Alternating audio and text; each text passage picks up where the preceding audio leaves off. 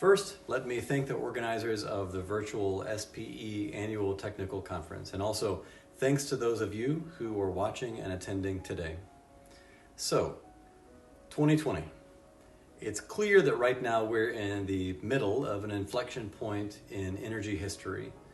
Coronavirus, supply shocks, demand shocks, sovereign interventions, and rapidly changing expectations of society all are seeming to converge on this one moment in time.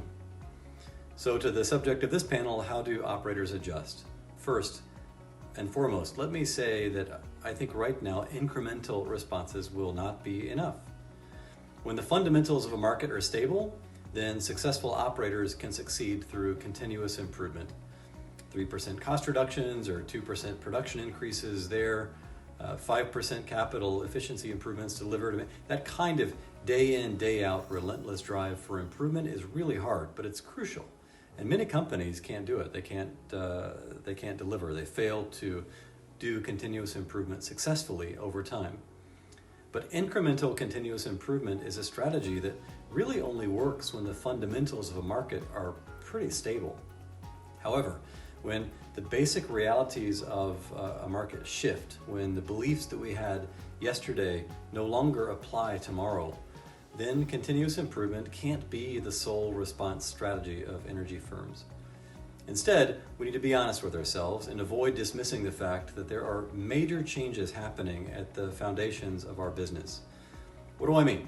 Well, for example, society now is demanding alternatives to combustion-based mobility now more than ever. Governments are setting extraordinary ambitions in place for the transition to new energy.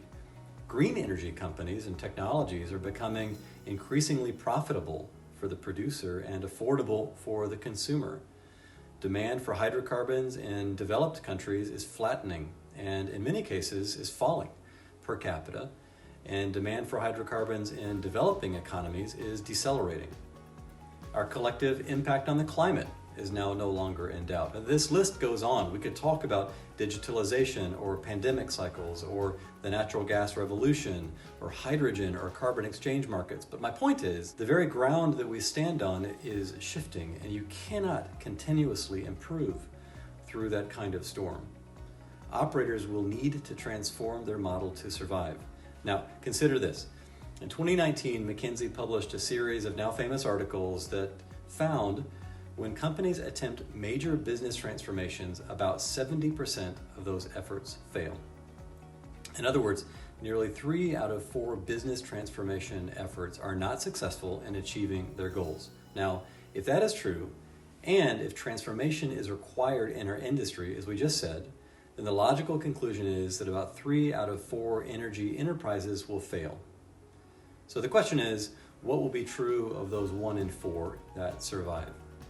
I think it's really about 3 things. Number 1, get safety right. 2, embrace the energy transition carefully. And 3, build discipline to get more insulated from price cycles. Starting with safety. First and foremost, it's got to be noted that society and the markets and governments will never accept a future which involves oil and gas companies hurting people and the environment. We'll come back to the environment in just a moment, but on safety and care for people, the companies that survive will be the companies that refuse to accept the status quo. In 2019, the IOGP released data that suggested the fatal accident rate in the oil and gas industry, the activities had improved by 8% from 2018 to a level of about 1 fatality per 100 million hours worked. And that's good improvement. Also in 2019, the average lost time incident frequency went down to about 1 per million hours worked.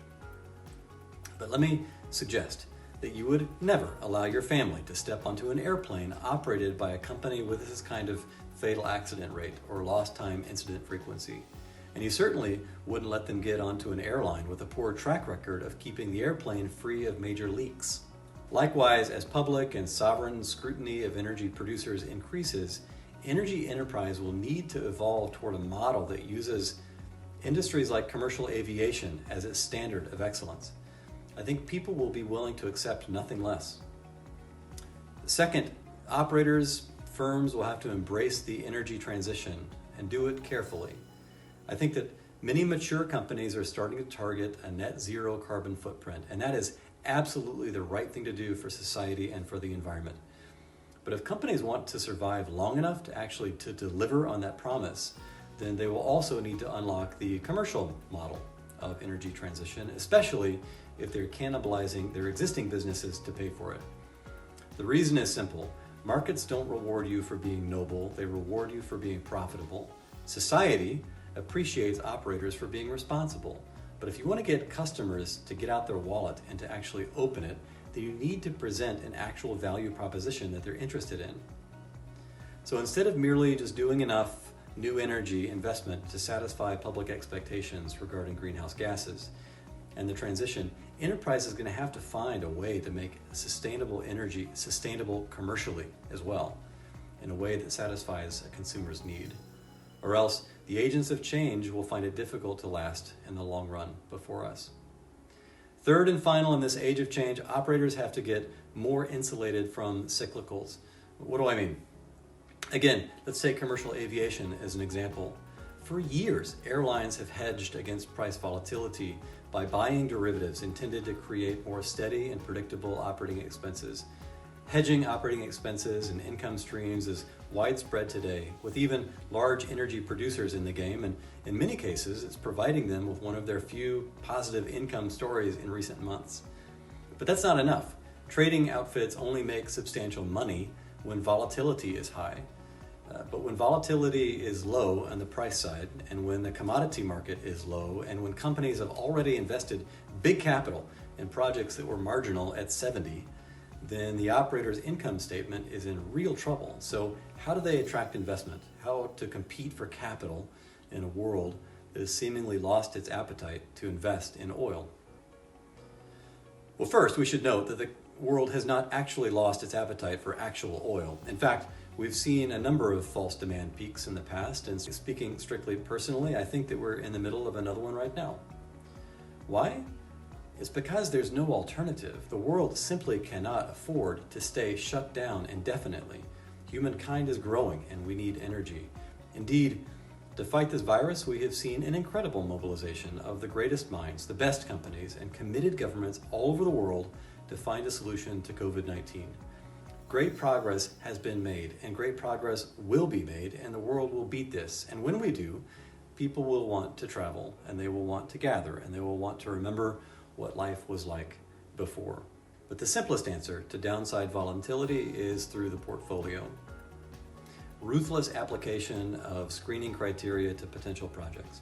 Teams will need to kiss goodbye to our tendencies towards sentimental investments and instead look more single-mindedly at the economic fundamentals and the risk in exactly the same way that global investment markets do. Enterprises that take a steady, consistent, disciplined approach to growth and pruning of their capital portfolio will be rewarded in the market by their shareholders, by customers, and those that don't will be subject to the big downswings that we are seeing right now. We cannot do everything we want to do. Even in this short speech, you're only given 6 minutes. Therefore, you make a priority about choices, about what to put in, and the rest falls out. I would have loved to talk about digitalization and talent and 10 other things that are interesting to me, but scarce resources drives a level of thoughtfulness that is unnecessary if you have no constraints. So, as I said, for operators to thrive, I think it's really about 3 things. 1, get safety right. 2, embrace the energy transition carefully. And 3, build discipline inside the portfolio. So finally, let me thank SPE and my peers also on this panel, and I look forward to the discussion. Thank you.